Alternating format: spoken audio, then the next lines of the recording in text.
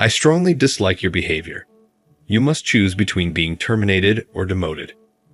I was stunned when the executive vice president, Chris, spoke to me in that manner. Tomorrow is the final stage of the business deal, and he suddenly demanded to take over my role as the lead negotiator. I never anticipated such an emotional outburst from him. What's the problem? This is your fault. You're being punished for outperforming me. Chris, who is the same age as me, just couldn't handle my success. I have no desire to work for a company where my superiors steal my accomplishments. I'm resigning. I'll leave tomorrow's negotiation to you, Executive Vice President. With that, I quickly exited the conference room. Just before the negotiation, President John appeared puzzled as his son, Chris, proudly declared he would handle it himself. What do you mean? Mark was supposed to manage this matter. I fired him yesterday, Chris said proudly, causing his father to glare at him. Why did you fire him? Didn't you review the negotiation materials? Frantically flipping through the documents, Chris found a critical sentence he had overlooked, and his face turned pale. My name is Mark, a 43-year-old employee. I've actually switched jobs 3 times already, but it wasn't due to layoffs or a company's closure. The real reason is a bit complicated, so I often said it was for career progression. During my 4th interview, most employers accepted this explanation without issue. However, one person, Vice President David, saw through my statement. No, that's not the case, he said. You don't seem like the type to change jobs solely for career advancement. And if that were the reason, you'd be aiming higher. Our company and your previous one are similar in size, just dealing with different products. What's the real motivation behind your job changes? Realizing honesty was the best approach, I shrugged and shared the true reason with him. David listened intently, considering my explanation. I understood your reasoning and why you concealed it. All right, I'll take care of it. With a sly grin, David concluded the interview, leaving me uncertain if I had met the requirements. I anxiously waited a couple of days, and when the notification arrived, I was stunned. It stated that they wanted to hire me as a sales manager. What does this mean? I applied for a supervisory position in the sales department. Panicked, I called to clarify if there was a mistake. David laughed heartily. The current sales manager is about to retire. Given your background, Mark, there's no issue with you taking his place. Furthermore, a manager's role is to lead, not to be led. You understand what I mean, right? Comprehending David's reasoning, I gratefully accepted the job offer. The workplace I joined was not at all uncomfortable.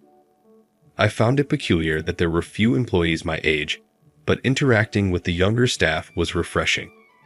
Even though I entered with a manager status, I anticipated facing challenges with the transition, but there were no issues whatsoever. My younger leadership style was preferred by my team, who value my openness to new ideas. However, one individual, EV Chris, took issue with my approach. When I started giving orders after the previous sales manager's retirement, Chris openly criticized me, insisting that I should have sought his instructions before submitting the monthly business negotiation reports to the executive meeting. The other executives were puzzled by Chris's complaint, and I had no choice but to ask him directly what instructions he was referring to. Feeling frustrated, Chris unleashed a barrage of complaints towards me. He warned, "You're new to the role, like an inexperienced driver. Before you make any decisions, check with me or the other executives first." Comparing my extensive experience to a rookie driver was quite a stretch. As I pondered how to respond, David skillfully intervened. David vouched for me, stating that my predecessor, EVP Chris, endorsed me. He also mentioned that the sales staff found me easier to work with now. Convinced, the other executives agreed, but President John remained dissatisfied. Chris faced reprimand for his outburst. John advised, "Talented people can't perform well if constantly second-guessed." Moving forward, he stated that the sales department would handle all negotiations. Mark understood and seemed ready to take on the responsibility. However, it appeared Chris was frustrated that David and John had backed me up, as he began causing minor disruptions across the department. How many times has this happened now? I wondered. I noticed a growing sense of frustration on my team's faces lately. It seemed like we were constantly facing small, but persistent obstacles. Samples for negotiations arriving late or promotional materials going missing. Even though the sales department handles the negotiations, we rely heavily on the support of other departments like materials and general affairs. Lately, that support has been lacking. I believe the root of the issue lies with Chris. Each department has its own supervisors, but no one seems to go against Chris' directives. Whenever he instructs them to delay samples or prioritize other orders, they comply. I can't entirely blame them, but it would have been helpful if they had at least informed the sales team ahead of time. My team has been trying to work around these challenges using alternative samples or other solutions. However, we've now uncovered what appears to be deliberate sabotage that could jeopardize our negotiations. We had reserved a hotel room for a meeting, but the reservation was suddenly canceled. When we followed up with the hotel, they told us that someone from our company had canceled it. I have no doubt that Chris is behind this. Confronting Chris directly was the only way to address the sabotage and prevent further delays in the negotiations. Despite his denials, the evidence clearly pointed to his involvement in the last-minute hotel room cancellation. Determined to uncover the truth, I entered his office, ready to confront him. As expected, he claimed ignorance, blaming it on a simple mistake by my team. However, the facts didn't align with his story. The sudden cancellation, the limited knowledge of the room details, and the finance department's connection to Chris all suggested his culpability. Faced with the mounting evidence, Chris fell silent, unable to refute the accusations. Informing our clients about the change could raise suspicions, but I couldn't let his actions jeopardize the team's hard work. Resolving this issue was crucial to ensuring the success of the negotiations.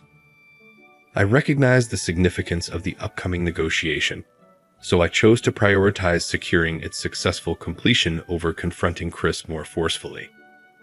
This negotiation is crucial, and any further interference from you will leave me no choice but to escalate the matter to the president. I can provide the recorded call as evidence at the executive meeting. Although Chris appeared to back down, I couldn't dismiss the possibility of him continuing his disruptive actions. True to my concerns, he decided to usurp control of the negotiation at the worst possible moment, despite the challenges we'd already overcome, such as the hotel room change. The negotiation was nearing its conclusion, and I had expected the top executives to finalize the contract the following day. However, first thing in the morning, Chris summoned me to his office and declared, "I cannot entrust this important negotiation to you. I will take over. You needn't worry about it." "I don't understand what's wrong," I said, perplexed. Chris frowned. "That's the issue. Why can't you simply follow your boss's instructions? You have a choice. Get fired or be demoted. We don't require your services for this job." I was taken aback. Tomorrow was the final stage of the negotiations, and Chris's demand to take over the situation left me speechless. I never anticipated such an emotional outburst from him. "What's the problem?" "You're being punished for outshining me," Chris said, revealing his jealousy. Chris, being the same age as me, couldn't tolerate my success. He had been secretly sabotaging me, and now, seeing me close to sealing the deal, he decided to act directly. When I remained silent, Chris spoke with a gleeful expression. "You were getting arrogant just because you can speak English, right? Your resume shows you've worked at 3 different trading companies. We have plenty of people who can speak English at your level." I almost asked how he knew the details of my resume, but then I realized that HR was also under Chris's control. He must have forced the HR manager to show it to him. "What's your point?" I asked calmly. "I can converse in English proficiently, so there's no need for your involvement in tomorrow's negotiations." He mistakenly thought my business English abilities were crucial for sealing the deal. While his misconception was rather amusing, I didn't feel inclined to correct him. Besides, I had no attachment to a company where superiors take undue credit. I'm quitting. The upcoming negotiation is all yours, EVP. With that, I hastily left the conference room, angry and determined to pack my belongings. As I headed towards the sales department, I ran into David. "What's wrong?" "You seem upset," he said, sensing something was amiss. David invited me to his office and asked for an explanation, so I recounted all of Chris's wrongdoings, including the previous act of sabotage. After listening to everything, David closed his eyes and contemplated the situation. I braced myself for him to dismiss my concerns, but then he spoke, his tone tinged with bitterness. "EVP Chris has done it again." "I'm confused," I responded. David didn't give a direct answer and instead asked, "Didn't you notice anything unusual in those executive meetings?" I felt puzzled by his question. David then explained, "Except for you, no one else in your age group attended those meetings." At first, I assumed it was because those positions are typically held by older individuals. But then I realized that doesn't make sense. Even for a medium-sized trading firm, it's strange that someone younger than Chris would be excluded. I voiced my growing suspicions. There must be plenty of capable younger people than the executive vice president, Chris. Has this been happening for a while? David frowned and slowly nodded. Chris joined the company around 5 years ago when his previous employer went under. The president's ex-wife asked him to come on board, so he reluctantly brought Chris in.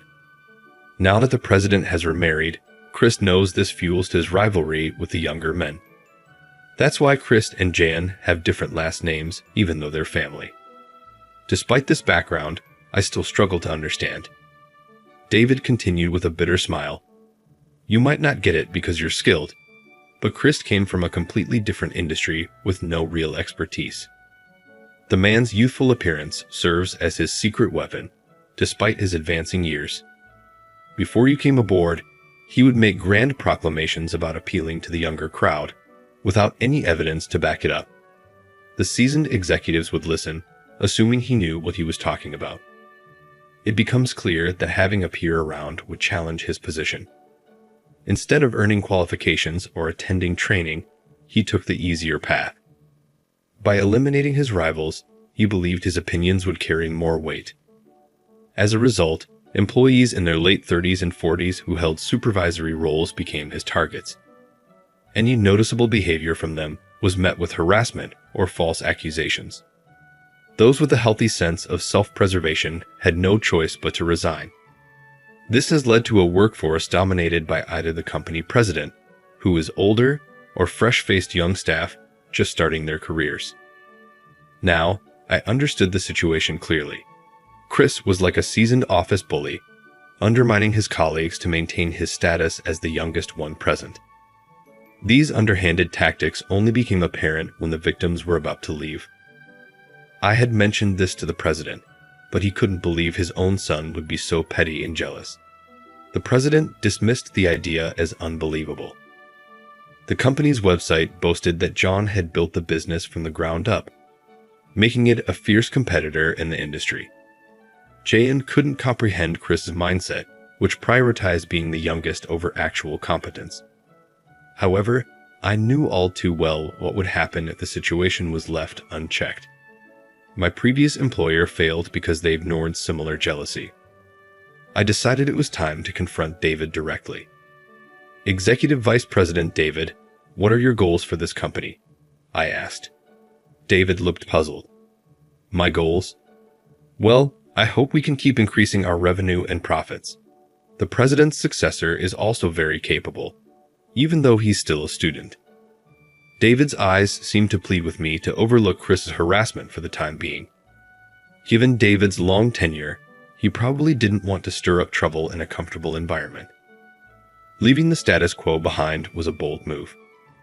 During our conversation, I revealed to David something I hadn't mentioned even in my interview.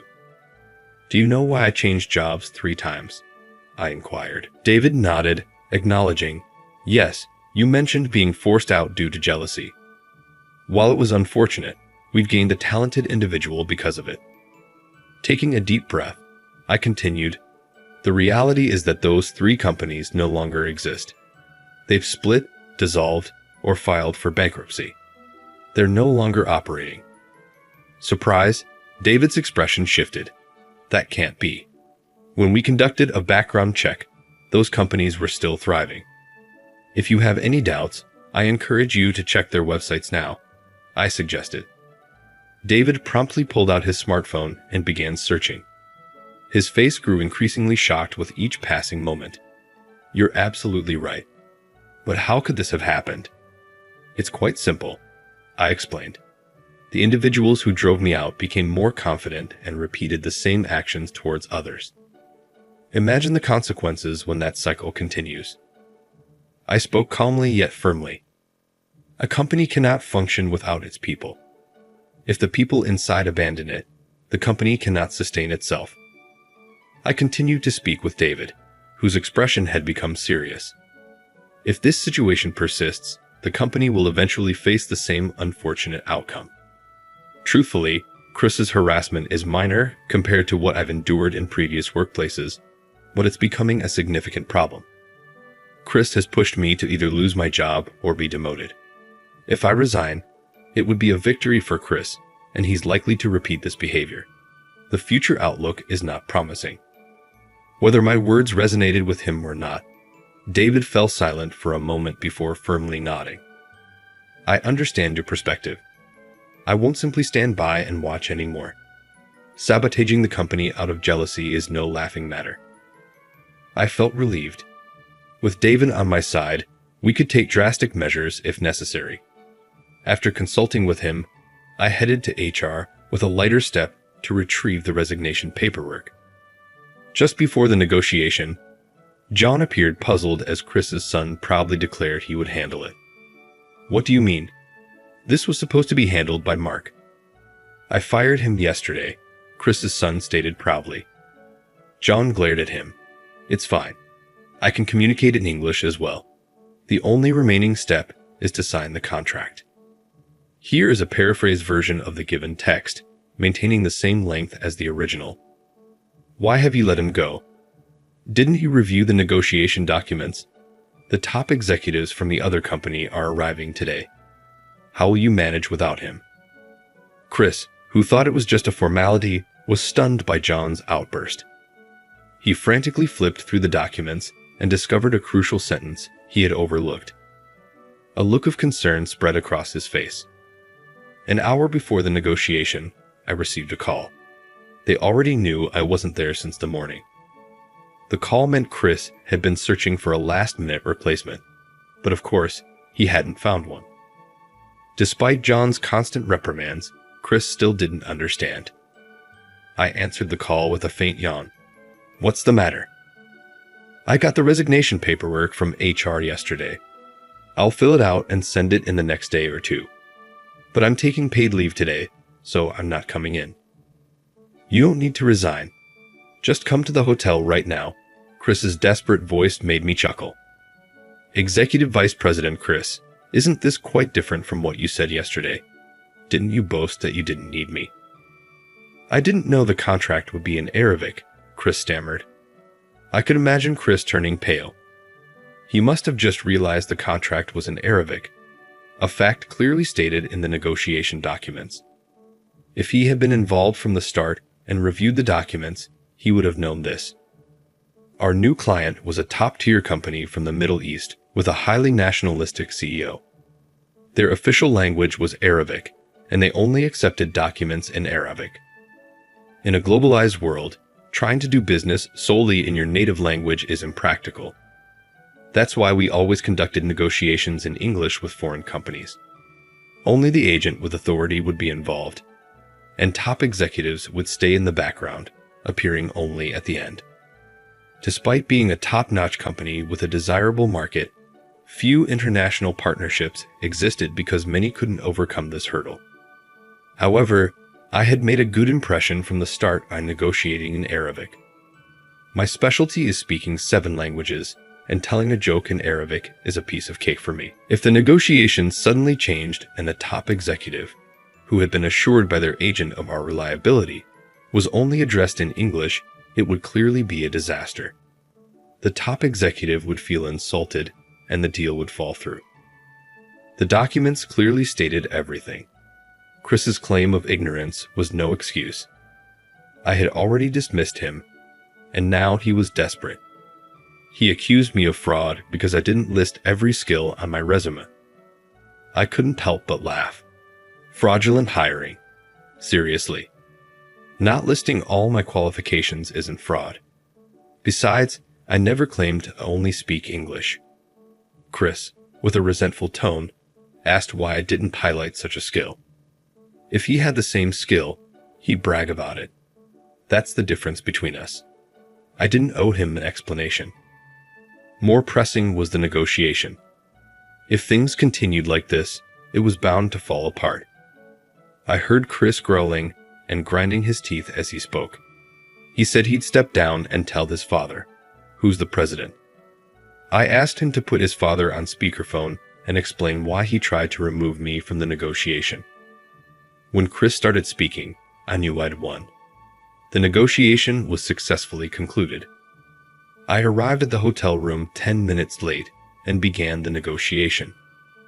I'd advised Chris to avoid speaking English for those 10 minutes. Amusingly, he had memorized the Arabic phrase, "Mark will be here soon," and kept repeating it. David had booked me a room on another floor, anticipating this situation. Although I could have arrived on time, David suggested arriving late to teach Chris a lesson. Americans are often late, so I joked about it. Discussing time differences between Arabs and Americans helped the conversation flow smoothly. Once the conversation became enjoyable, the contract was practically signed.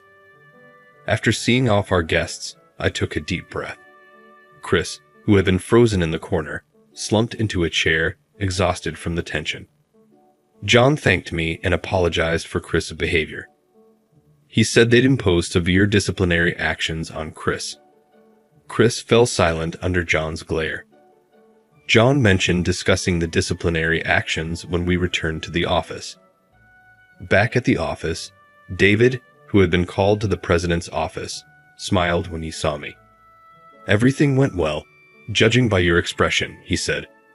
"Was the hotel comfortable?" "Thanks to you, I slept very well," I replied. Seeing John's puzzled look, David laughed and explained. Chris told Mark he was either going to be promoted or demoted. We couldn't lose him, so we needed you to understand his misconduct. We asked him to help expose the company's issues. I added, if I had reported Chris's actions myself, you'd have been skeptical. Even when David told you, you didn't take it seriously. John looked embarrassed. "You're right. I apologize." We had to corner Chris to get him to confess. John turned and shouted at Chris, "I took you in when you had nowhere else to go, and this is how you repay me? It's like being bitten by my own dog. Write your resignation letter today, but you can stay until you find another job." John's glare made Chris tremble. "If you don't want to resign, you can be fired." You had no problem threatening Mark with the same choice. Chris quickly agreed. "Okay, I'll write it." I struggled to suppress my laughter as Chris rushed to HR. His resignation was processed immediately. At the next week's morning meeting, John detailed Chris's misdeeds and announced that those who aided him would face consequences. Those who had reluctantly helped Chris were transferred to lesser positions, and some resigned under scrutiny. The company's hiring approach shifted, bringing in individuals in their 30s and 40s, which proved to be a positive change. This allowed young employees, who had previously felt constrained, to thrive. Removing Chris from the equation revitalized the company. However, Chris now struggles to find a job, facing the consequences of his past actions. While understanding the need for decisive measures, John was curious about why I had kept my ability to speak 7 languages a secret, as it could be a valuable asset in job searching. I chuckled and explained that, for me, It had been more of a hindrance than a benefit. Throughout my student years, I had developed a deep passion for languages, becoming fluent in 7 by the time I graduated college. I initially used this skill to secure a job after graduation, but soon found myself confined to interpretation and translation tasks. Despite my desire to take on more involved roles in negotiations, I was restricted to merely interpreting conversations for the executives. Even when I knew how to improve a deal, I was not allowed to voice my opinions. Frustrated, I requested a transfer, but my superior denied it, stating that an interpreter only needs a functioning mouth, not necessarily intelligence. They whispered about me when I wasn't around and criticized me whenever I stumbled. Although I was summoned to key discussions, they mistakenly believed I was receiving special treatment, which made them resentful. I realized that staying would have been disastrous, so I left. This pattern repeated itself at the next 2 companies I worked for. I was taken advantage of, faced jealousy, and experienced resentment. To avoid this, I decided to downplay my language abilities during the interview process at the 4th company. David saw through that immediately. Mark shared how the companies crumbled after his departure, driven by jealousy and extreme actions. The situation with EVP Chris was a prime example. Fearing our company might face a similar fate if we pushed Mark out, we collaborated on a drastic solution. John expressed his gratitude, saying, "Thank you for your dedication to the company." "And thank you, Mark. I'll repay you both someday." He shook our hands firmly. John kept his promise. The following year, David became the president and John advanced to the role of chairman. David served as the interim president until the air was cleared, and he was highly satisfied with the outcome. I was also promoted from sales manager to executive vice president. However, since I still manage the sales department, the hectic business pace remains unchanged. My current focus is to develop reliable subordinates to share the workload. Utilizing my linguistic abilities, I refuse to limit their application solely for expedience. I firmly uphold the responsibility of those in positions of authority to nurture the development of diverse talents, and I conscientiously apply this principle in the execution of my daily duties.